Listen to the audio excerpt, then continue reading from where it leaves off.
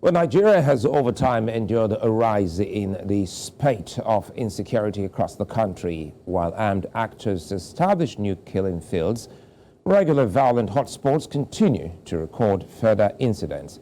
One integral part of the situation is kidnapping for ransom, which can be referred to as a cash cow for the perpetrators of this heinous crime. Now, this money they request from victims, they use to strengthen the organization and perpetrate more crimes.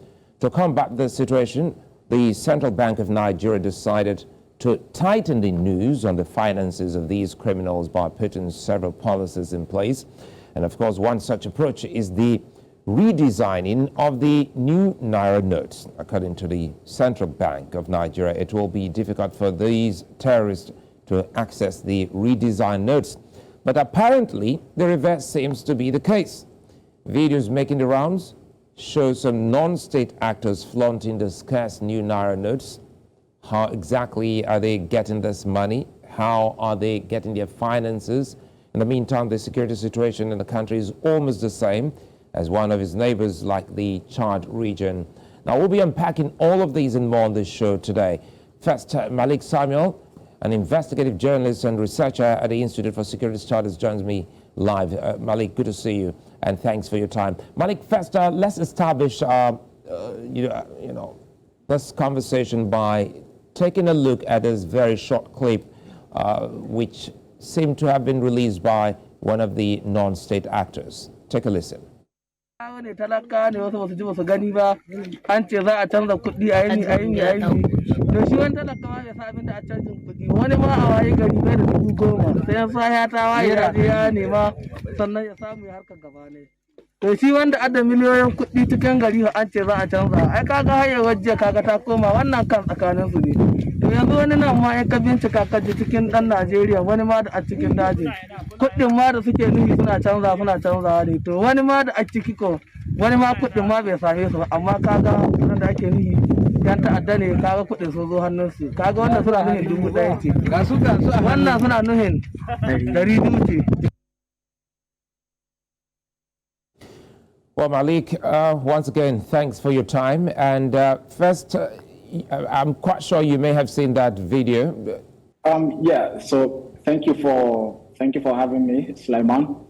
Yes, I saw the video and I was a bit surprised, considering the scarcity of the new naira note and how difficult it is, how difficult it has been for citizens, ordinary citizens, to actually lay their hands on the naira note. And recently, not even the naira note, even the old naira note has even become so scarce. So for violent extremist group members or the so-called bandits to actually have access to this new note. And then I think from the video, from media reports, they said they had about 10 million naira of this note, which is about $2.5 million. So that says a lot about the current situation and how easy it is for violent extremist group to have access to resources, especially finances, money.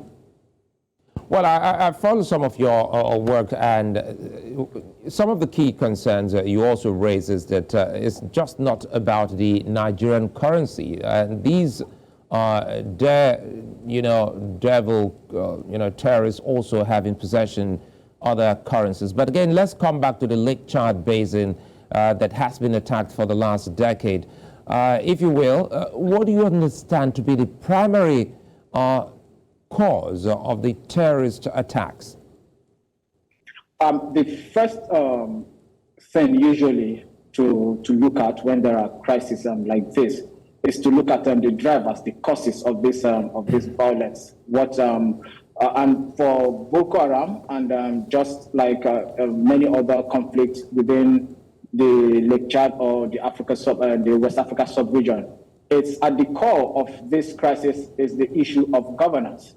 We know that in remote communities, in a lot of communities, the state is hardly present. And when I talk about the presence of the state, I mean in terms of infrastructure, availability of infrastructure in this area. So it is difficult for people in remote areas, in rural communities, to actually feel the impact of government. And this is where we talk about the social contract. So the social contract between the government and the people in many places is non-existent. And a lot of times, these same people who don't feel the impact of the government, they read on the pages of the newspapers, or they see in the media how a lot of government officials are accused of corruption, accused of embezzling the resources, while they who even vote government into offices don't have access to basic amenities like schools, like potable water, like motorable roads, and all that. So at the core of insecurity, most times, especially in the Chad Basin, is the issue of governance. And we understand that, talking about some of the provision or lack of some basic amenities, we understand through some of your research that the criminals have also undertaken a Robin Hood style kind of approach, whereby they give to the people, specifically locals, cash through various means. Shed more light on this. Well, with regards to that, this basically is what one of the factions of Boko Haram does. That is the Islamic State West Africa province, which is different from the Jama'atu al-Sunnah leader Wal Jihad faction, popularly called JAS, that was led by Sheikh. Now, the key difference between these two groups is in how they relate with civilians and how they treat civilians.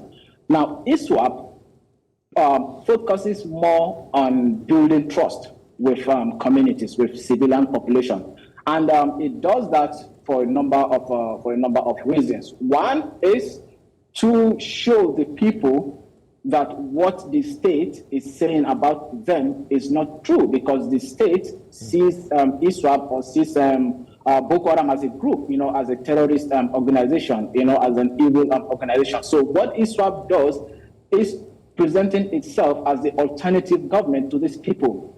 Now, I mentioned earlier that in a lot of these communities, you don't find the presence of the state.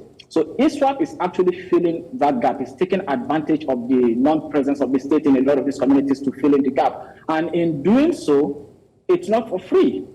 It's also using that strategy to raise revenue, to raise resources. So what it does is that it allows the people to come to these areas where it controls. A lot of the villages, island villages around northern Borno, particularly, where the land is fertile, is rich for agriculture, and then the waters are also filled with fish. So ISWAP allows these people to come to these areas, to live and earn a living. In exchange, the people have to pay taxes. I don't want to maybe not say tax, maybe you say extortion, because legitimately ISWAP is not the state. So, but then the people, for being allowed access to these places to cultivate the farmland, to rear their cattle, to fish, they have to pay taxes. Taxes on fishing. They pay for fishing permit. They pay grazing permit, which in Hausa is called jangali. Then they pay taxes on agricultural and produce. So ISWAP, with this, ISWAP is able to carry out a lot of its activities, especially its campaign of terror and attacks against the state. So it is a win-win situation, both for ISWAP and for the civilians. Without the civilians, ISWAP cannot generate a lot of the revenues it's generated. And if the people don't go to these places to earn a living, it will be difficult for them to have a means of livelihood. So it's about taking advantage, of the situation. And Malik, you also wrote about the possible spread. You wrote in the paper that Ansaru has moved into some southern territories and is recruiting terrorists even in places like Edo State. Help us make sense of what exactly you were able to uncover. Well, for Ansaru, when I mentioned the breakaway factions of Boko Haram earlier, I talked about just ISWAP, the Islamic State West Africa Province, and then the Jamaatul al-Sunnah wal Jihad. But then before this split, there was Ansaru that split around over a decade ago, around 2011, 2012. That was when Ansaru split from Boko Haram. So they moved away from the northeast predominantly to the northwest, particularly in Kaduna State, Zaria, and also some areas in Kano. Now, Ansaru, for people who follow the crisis and especially the violent extremism in the region, will be surprised or will wonder why Ansaru for some time has been dormant, kind of. One of the reasons was that I think some years back, over 5 years ago, I think about 5 years ago, security forces were able to arrest some of the key leaders of some of Ansaru's key leaders, especially Khalid al-Banawi, who was arrested in Kogi State. Since his arrest and his other colleagues, Ansaru kind of went quiet, but it didn't go away. So what Ansaru has been doing all this while is trying as much as possible to raise funds, to raise money, because they are also saddled with the responsibility of taking care of the family members of those that are in detention. So they raise money, and primarily they raise the money from abduction. There are lots of abductions that are happening in the Northwest that go unreported. And specifically, they target non-Muslim communities, they target non-Muslim individuals. In many cases that we have documented, they even write letters. They identify targets, they write letters to this target, and they threaten them with abductions unless certain amounts are paid. And a lot of times, victims don't go to the security forces, so they pay this money quietly. So Ansaru uses this money to take care of its activities. At the same time, it is also involved in recruitment, because it's all about competition for territories.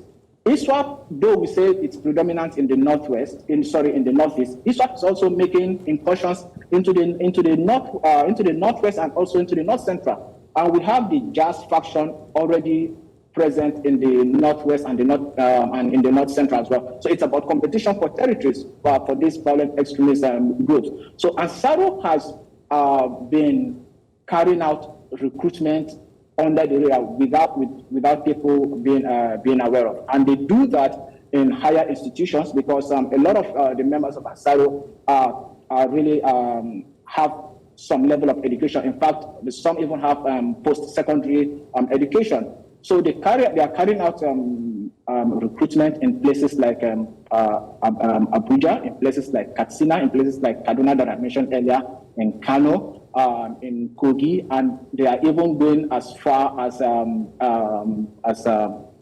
Edo State, which is in the south. Malik, just I hope you don't lose your train of thoughts. And that is the worrying part here now. Knowing full well, it was only recently we saw the audacious move by some unidentified kidnappers in Edo State. Can one link the attacks and kidnaps in the southern part of Nigeria to what's happening in the Edo State axis? Not necessarily. It is not.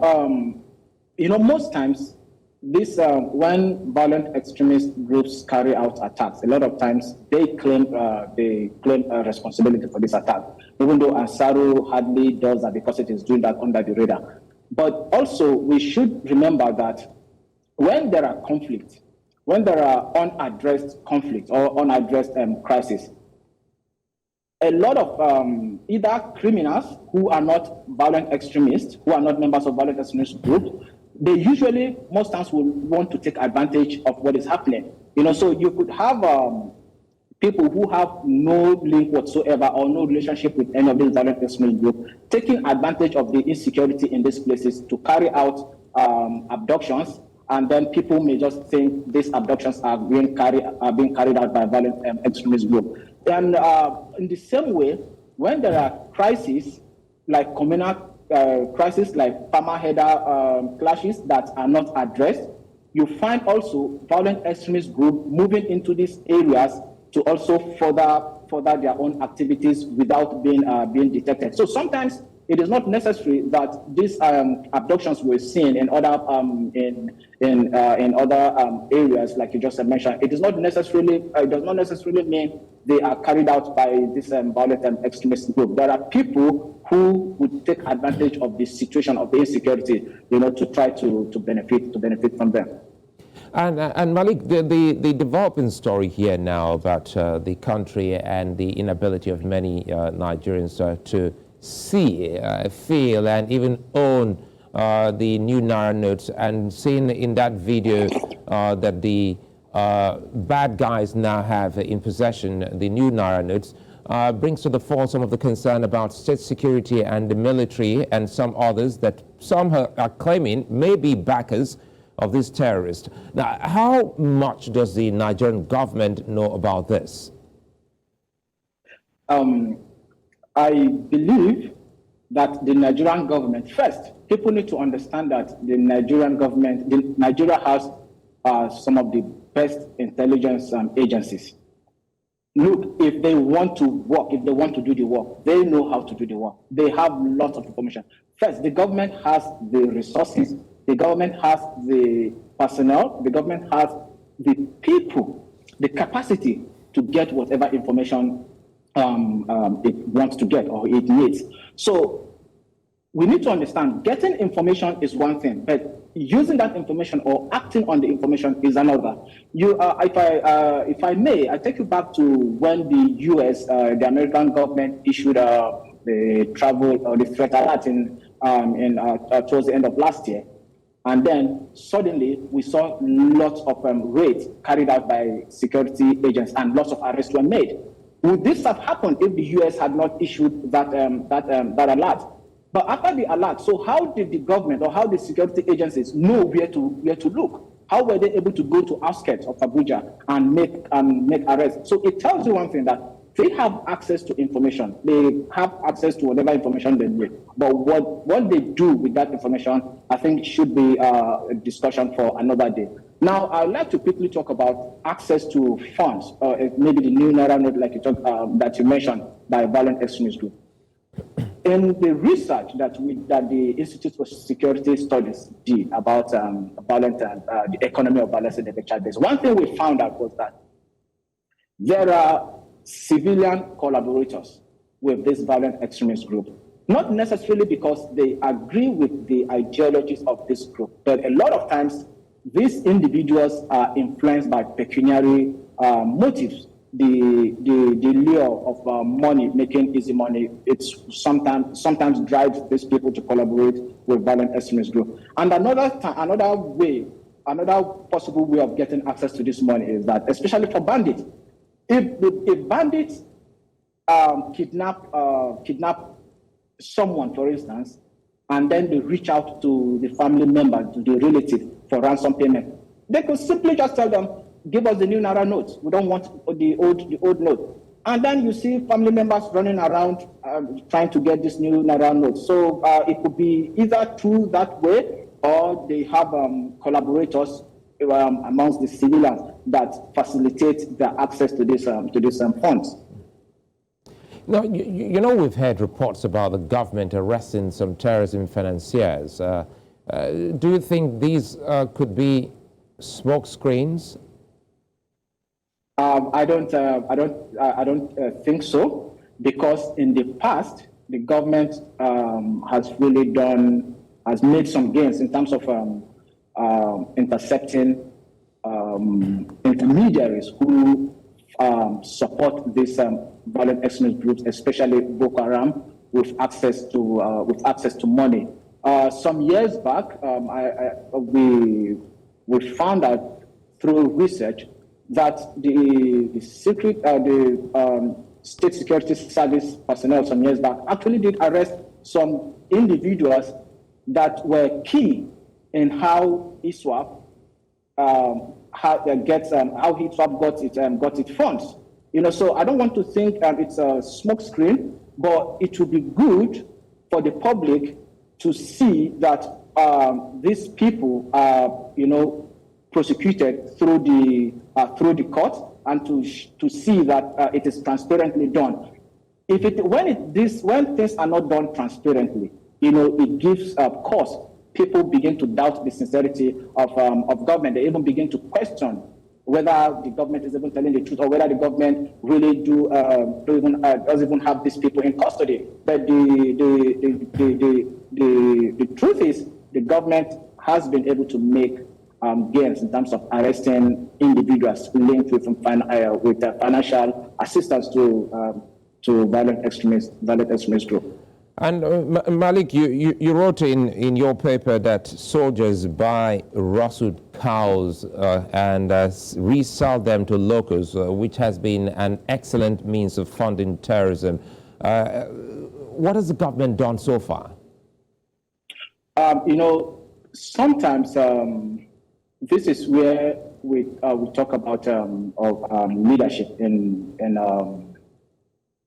our security agencies. A lot of times, the soldiers neglect their responsibility, their primary responsibility, which is the provision of security in this area, these places. If a soldier is involved in financial dealings on transaction, whatever transaction with violent extremist group, whether Boko Haram, whether bandits and other, I think the onus is on the government. It's on the leadership of the security forces to make sure that this does not happen. And in several units in the country, there are intelligence officers posted to several units. You hardly see any unit. I'm talking about the military now, for instance. There's hardly any unit you see in the country that does not have at least one intelligence officer. So what is the role of that intelligence officer? His duty is simply to gather information, to gather intelligence. So what do they do with the intelligence? And then we've also seen cases where arrests have been made by the security forces of security personnel that were actually compromised in their actions with this violent extremist group. So there have been arrests, but at the same time, there are still soldiers, there are still security personnel that that facilitate access to resources by this violent extremist group, and that also prolongs the problem. That also boosts the resilience of this violent extremist group. And we understand also that fishermen and on the Lake Chad Basin pay money and fuel to these terrorists. How much does the Nigerian government know about this, and possibly how can they fight this off? Okay. I mentioned earlier that the Nigerian security forces are some of the best in Africa, if not in the world. And I say this because I know, because I've related to them, because I've actually worked with them in certain areas. And I know the capacity that they have. So whatever is happening in the Lake Chad Basin in those areas, I want to believe that the government knows. If the government doesn't know, it's probably because it does not deem it fit to know. But if the government wants to know, it will know. I'm talking about the location, the areas where this violent extremist group, where they operate, where they are based, where they dominate, because civilians do have access to these places. You see civilians even in Borno State, for instance, in Maiduguri. They leave Maiduguri, they leave the state capital, and they journey to these places, to these villages, and carry out their activities, and come back. And to have access to these places, there are several military checkpoints that you pass along, the land. To be fair to the security forces, sometimes, it is not written. These violent extremist group members don't have tags written on their faces for you to be able to identify them. They don't have uniforms by which they can be identified. So sometimes they just mingle, they just sneak into the public. So it's difficult to tell who they are. So sometimes you want to refer also to the security forces people. But then the government can't stop this, because preventing the access to resources by this group is key in degrading them. Military operations alone cannot do it, because we've seen for over a decade where the conflict is in its 14th year now, and militarily we've not been able to defeat Boko Haram. So the government needs to rethink its strategy. And one way to do that is to counter the heart and mind strategy that ISWAP is using, which is practically winning the hearts of mind of civilians in order to help it to recruit and to help it to raise resources. So I talked about the presence of state that is absent in a lot of these communities. So the government needs to do more in terms of providing governance in some of these areas that are not in the hands, that are not under the control of this group. And when they do that, we can start by a step at a time, or a community at a time. The government does put infrastructure or provide security, provide sources of livelihood for people in one community, and then it secures the community there. Then it moves to another community, it does the same. It moves to another community again and does the same. So gradually you see that people, because a lot of times these people, the civilians who live in areas controlled by this group and carry out economic activities there, it is not because they want to do that. It is not because they are happy living in these areas, but it is because they need to live, they need to survive. So, and being there, carrying out economic activities in this area, it's the only way for them to do that. So if the government is able to counter that, it's be a way to degrade or to defeat this group. And then addressing the complicity of security forces is also important, because if the security forces are not complicit, if some of their personnel, are not complicit, everybody does what they're supposed to do. I think we can start talking about really defeating these groups. And lastly, before I let you go, Malik, is there any way some of these activities may hamper the coming elections? I hope not. We all hope not. But one thing we've seen is that with ongoing insecurity, if areas are not secure enough for electoral officials to deploy in order to be posted to these places, you don't expect the people to be able to vote. And Ansaru, particularly, especially in communities in Kaduna State, Ansaru has been carrying out campaign warning the people to stay away from politics, to stay away from election activities. So, if this is not checkmated, you, of course, will expect that the civilians in these communities will want to obey Ansaru's directives. Similarly, in the northeast, where ISWAP controls, you don't expect if INEC officials are not able to go there if their safety is not guaranteed. So you reasonably think that election may not hold in certain places.